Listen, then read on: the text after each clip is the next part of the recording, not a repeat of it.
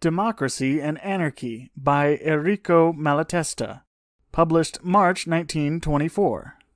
The rampant dictatorial governments in Italy, Spain, and Russia, which arouse such envy and longing among the more reactionary and timid parties across the world, are supplying the dispossessed democracy with a sort of new virginity. Thus we see the creature of the old regimes, well accustomed to the wicked art of politics, responsible for repression and massacres of working people, re-emerging where they do not lack the courage, and presenting themselves as men of progress, seeking to capture the near future in the name of liberation, and given the situation, they could even succeed. There's something to be said for the criticisms made of democracy by dictatorial regimes, and the way they expose the vices and lies of democracy. And I remember that anarchist, Herman Sandomierski, a Bolshevik fellow traveler, with whom we had bittersweet contact at the time of the Geneva Conference, and who is now trying to couple Lenin and Bakunin.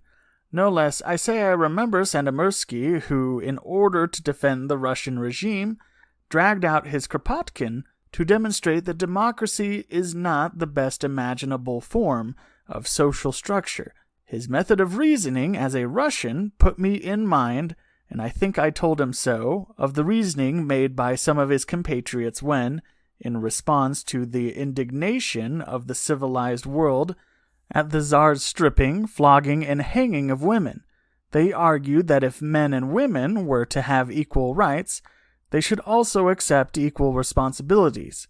Those supporters of prison and the scaffold remembered the rights of women only when they could serve as a pretext for new outrages. I thus say dictatorships oppose democratic governments only when they discover that there is a form of government which leaves even greater room for despotism and tyranny for those who manage to seize power.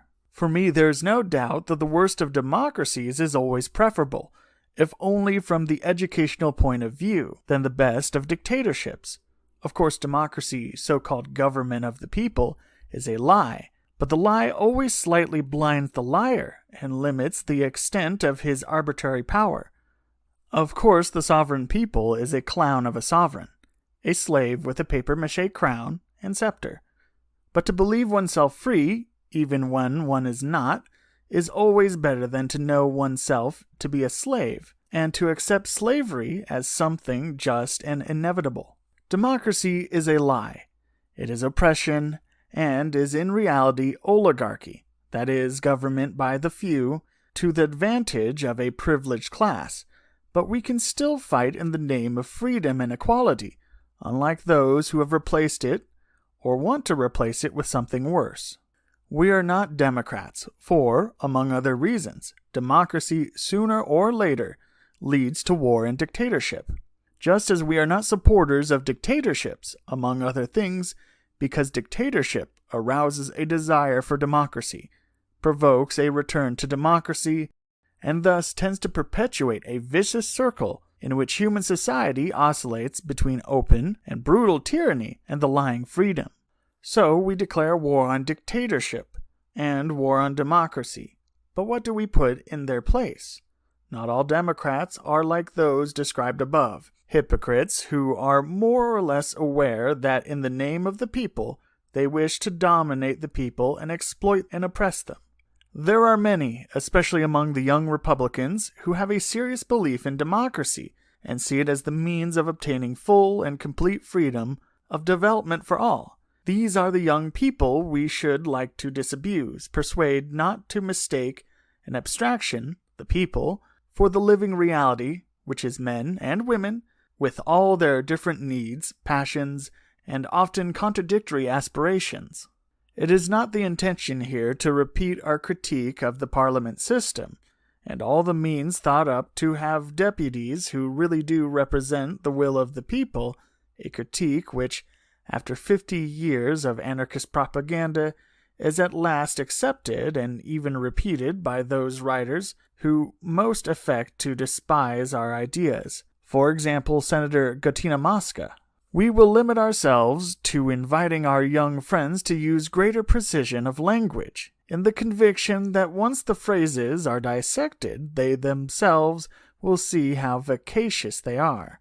Government of the people? No, because this presupposes what could never happen: complete unanimity of will of all the individuals that make up the people. It would be closer to the truth to say government of the majority of the people. This implies a minority that must either rebel or submit to the will of others. But it is never the case that the representatives of the majority of people are all of the same mind on all questions. It is therefore necessary to have recourse again to the majority system, and thus we will get closer still to the truth with government of the majority of the elected by the majority of the electors, which is already beginning to bear a strong resemblance to minority government. And if one then takes into account the way in which elections are held, how the political parties and parliamentary groups are formed, and how laws are drawn up and voted and applied, it is easy to understand what has already been proven by universal historical experience. Even in the most democratic of democracies, it is always a small minority that rules and imposes its will and interests by force. Therefore, those who really want government of the people, in the sense that each assert his or her own will, ideas, and needs, must ensure that no one, majority or minority, can rule over others. In other words, they must abolish government, meaning any coercive organization, and replace it with the free organization of those with common interests and aims. This would be very simple if every group and individual could live in isolation and on their own, in their own way, supporting themselves independently of the rest, supplying their own material and moral needs. But this is not possible, and if it were, it would not be desirable, because it would mean the decline of humanity into barbarism and savagery.